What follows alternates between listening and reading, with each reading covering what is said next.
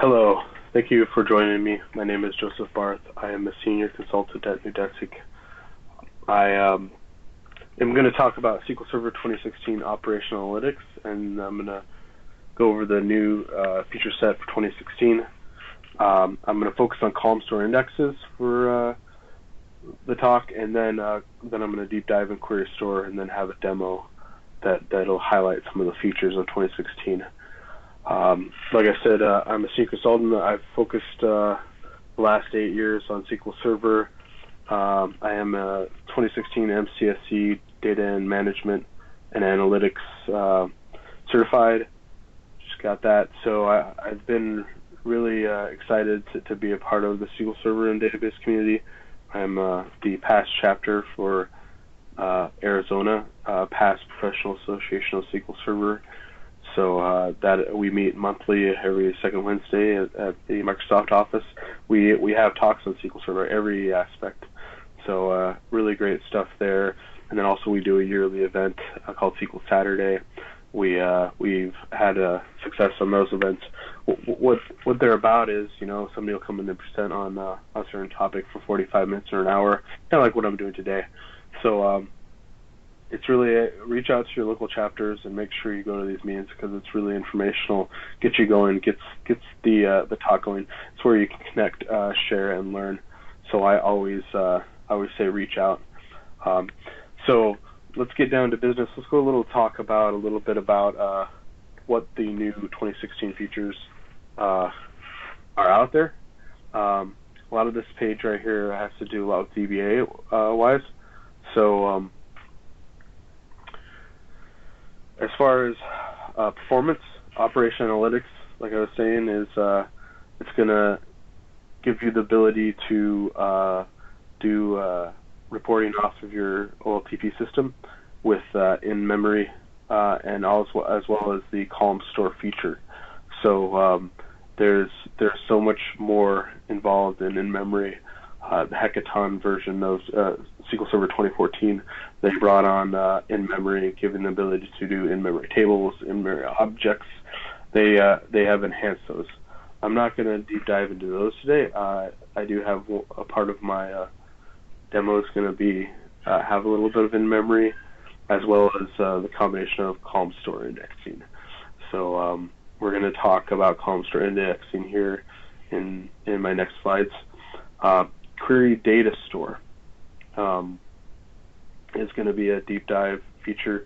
We're gonna demo on how to work with query data store today. It is definitely a great idea to get into the query store and use as your data flight recorder.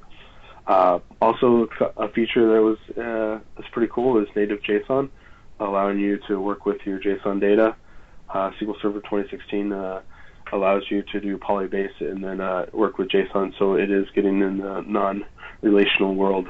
So you have the ability to do that within 2016. Temporal database support.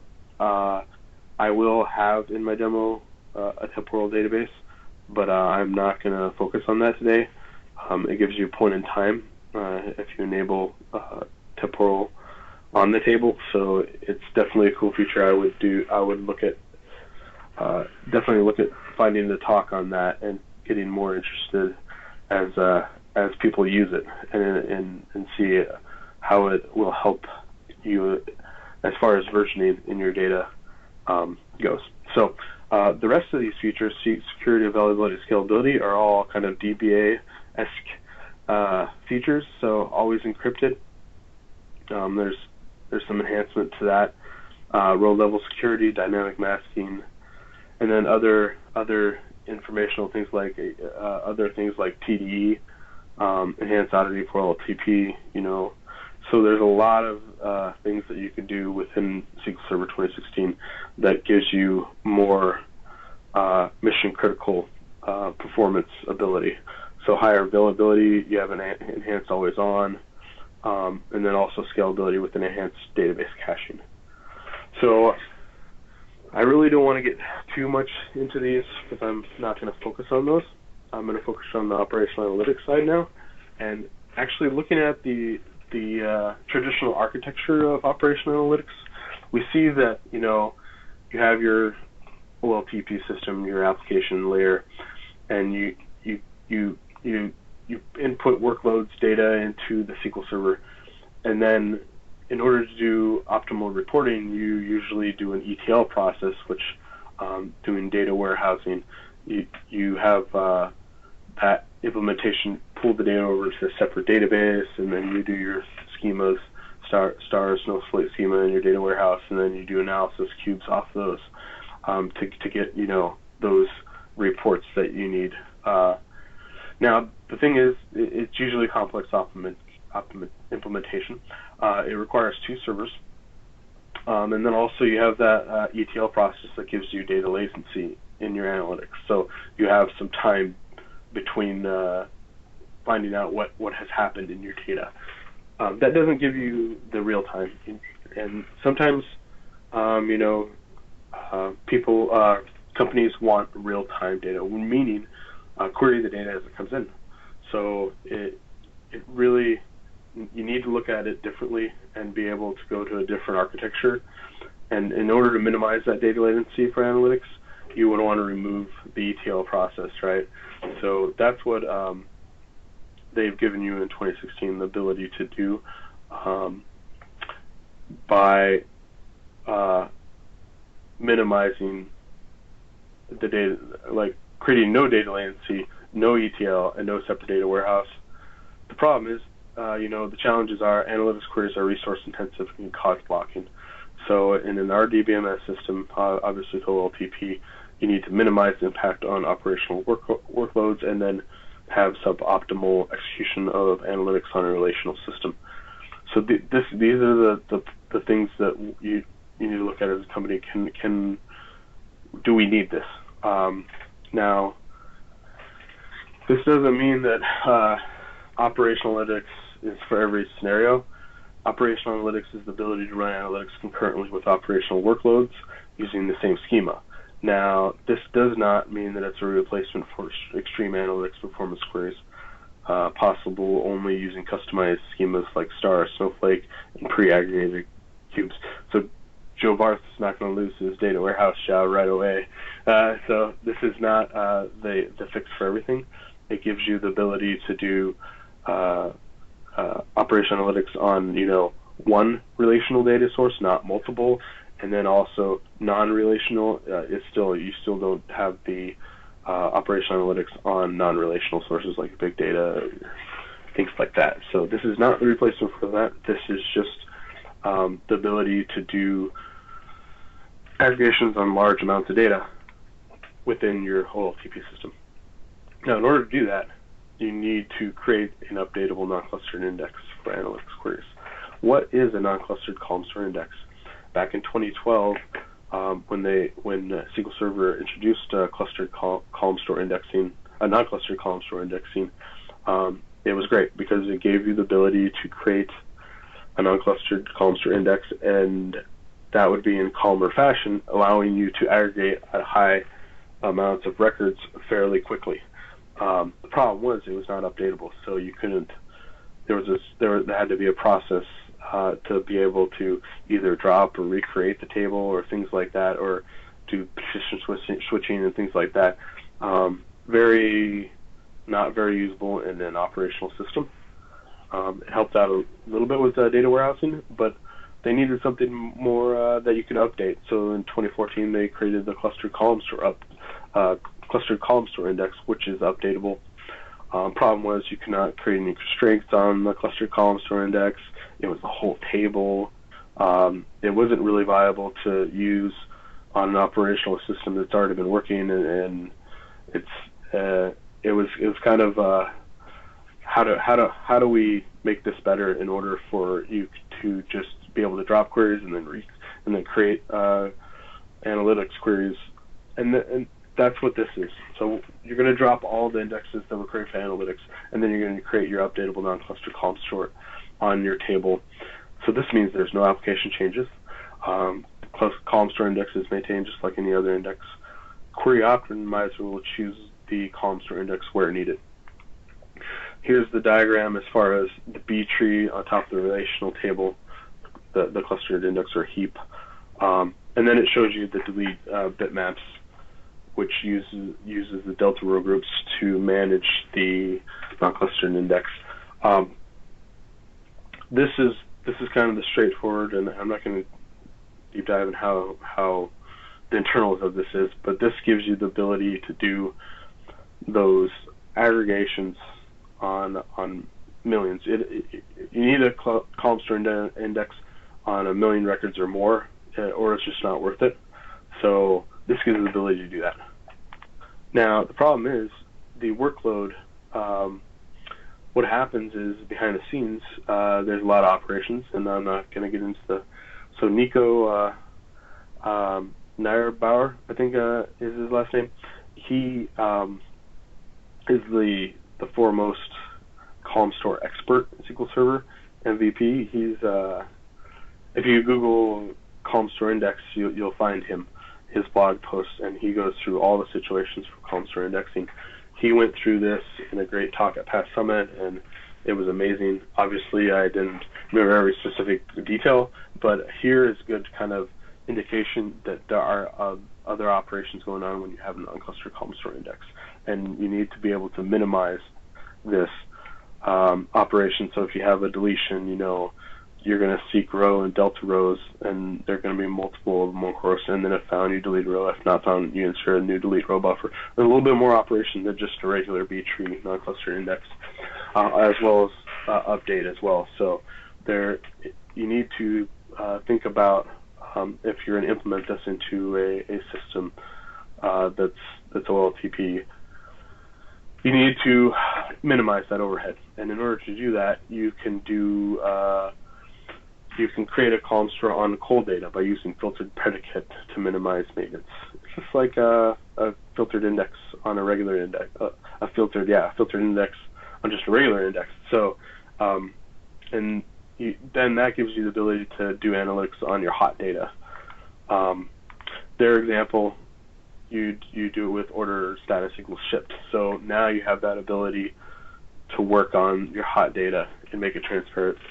So that's one situation, and that's how you can use operational analytics with a non-clustered column store that's updatable. In my demo, I'm going to show you an operational analytics situation with in-memory table as well as a clustered column store index, and see how that works within SQL Azure. Because all of the 2016 features, most of the 20, are in Azure SQL DB. I can't say that all of them, but you have the ability to use those in Azure as well with version 12. So now shifting over to Query Store. Query Store is your flight data recorder for a database, meaning it will continually keep the stats of the plan cache or the information that's behind the plan cache. Query Store, I think, was implemented within other versions, but never was really turned on. So I think it's amazing now that in 2016 you have the graphical user interface and you have the ability to give the developer the ability to do this. Usually a DBA will collect the stats and things like that to be able to make informed decisions on plan cache, which takes a lot of time and a lot of effort, and really you got to be a DBA kind of to do that. But now you have the ability as a developer to look at that, all that information, and make informed decisions. There are a lot of problems with query performance. Now, query performance, you can tune your query the best you can, and then you could still have the database engine choose the wrong plan choice. So you may want to be able to have the ability to force a plan. So, first of all, fixing query plan choice regressions is difficult. It's not an easy task, right? Your website is down and your database isn't working. Query plan cache is not well suited to be able to performance troubleshoot those scenarios. So Problem is, temporary performance issues, impact, predict, and root cause. It's really hard to detect those, and it takes a long time. So obviously, which query is slow? Why is it slow? What was the previous plan? And that's where things come in, where you need to have a system in place that'll save that for you. And then, obviously, when you're doing an upgrade, regression caused by new bits, this is also a long time to mitigate. How can I modify the query? How to use plan guide? So it's really everything that's involved in plan choice can cause these problems. So you want to look at these, and you want to be able to minimize those. And that's really the solution in Query Store. It gives you that dedicated store for query workload performance. It captures the history of plans for each query, captures the performance of each plan over time, persists the data to disk, this works across your restarts, upgrades, and recloads, so it's saved. Obviously, then you have that to go back to. It significantly reduces the like we were saying, the TDD and the TTM, so you can detect and then mitigate. You find the regressions and other issues in seconds, to force previous plans from history. And like I was saying before, mentioning you don't want to have to rely fully on the DBAs to get you this information and fix it for you. Now you can have the ability as a developer, or anybody can go in there and make these force these query plans and make your system run faster, right? Help your system. So how does it do it? It has a little architecture. Query Store captures data in memory to minimize I/O overhead. Data exists asynchronously in the background. So as you can see, as compile and execution happens, these happen at the same time. They are pushed through I/O in memory, and then query plan, store, and runtime stats are then asynchronously pushed to the internal tables, which are saved, and then your ability to get those through views. And you can get the latest and greatest data. That's kind of the key information here. Now, going back to upgrades, when you guys have an upgrade, how do you minimize the problems that go on and the regression that happens? With Query Store, you need to have that ability. You need to set it at the previous compatibility level, create a baseline, and then up it to the next compatibility level, fixing the regressions as you go along. I mean, that's the important step in upgrading, is finding those problems as quick as possible. Now, in order to do that, you can do that a couple ways. You can do it first through the Query Graphical User Interface, which we're going to go through. We're going to focus in our demo the graphical user part to have those insights. So it's not just a DBA here. It's as developers as well can go through this and compare plans and force plans. You can find out how long things are running, how many reads, writes. It's your one-stop shop. That's what a dashboard does, right? So I just put this in here just to cover, the DBA aspect where they set the Query Store up. So today in my demo, I'm going to run a script that creates a database that sets these intervals, and there's the best practice for everything. So Gail Shaw, when I went into Pastlement, did a talk on Query Store and set up, and she had all the information on what's the best. And there are definitely white pages. I know when I was seeing Azure SQL DB, Query Store is automatically enforced, and so you can change those different settings. And it's important to know what they are and how they work, because you don't want to impact your system. It's not as intuitive, but you still need to know what's going on. So going and using the views is important as well, because then you can do that as a developer, run these views instead of using the graphical interface. You can force query plans, unforce, based off this. So you can use live query stats. That's one feature that's really cool. So you want to run a query, you can have that button clicked, and then you can see as the data is flowing through your your actual plan, so you can view the CPU's your memory and usage, execution time, query progress, and then you can enable it. Really gives you that ability to identify the bottlenecks quickly. As you drill down to operator, we'll kind of hit that on in the demos. But everything, I mean, that's really a cool feature. And I think you might be able to do live query stats from the new SSMS and then hit against your older instances.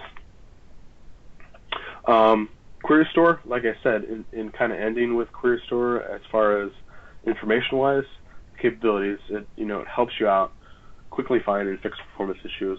It is a data flight recorder. It continually gets a historical view of what needs to be done as far as your database workloads, and that simplifies the troubleshooting part. It also provides performance stability across upgrades, and then allows deeper insight to workload performance. Obviously, it gives you much more information that you had before on query tuning. So we continue as developers to make things more efficient, and that's kind of the focus.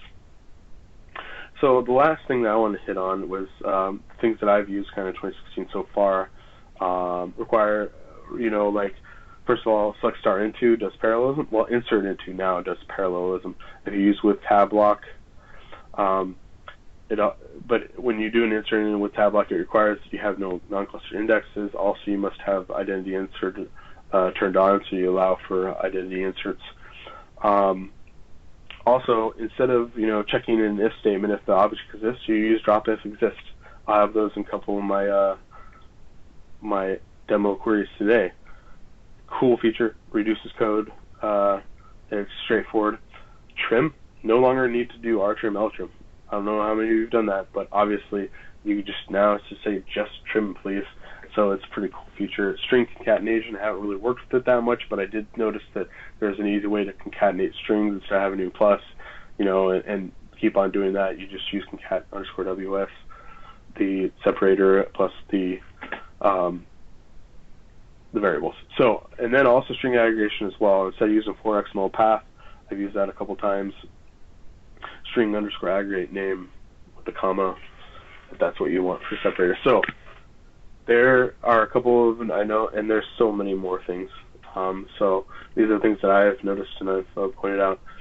So now, in ending, here's a plane crashing because the data recorder chose the wrong plan. So you can use Query Store to choose the right plan so you don't crash and burn.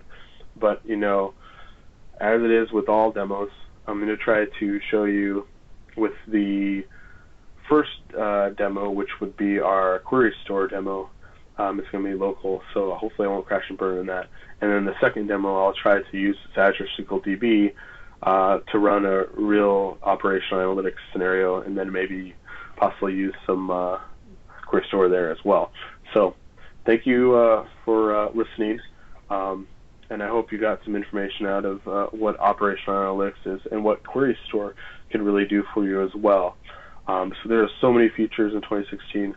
I would say go out there and reach out and understand what you have valuable to you. You can always download the SQL Server Developer Edition 2016. It's free now, so it's really nice. You can just put that on your local. SSMS has a new version, and then you're off to the races. Thank you so much.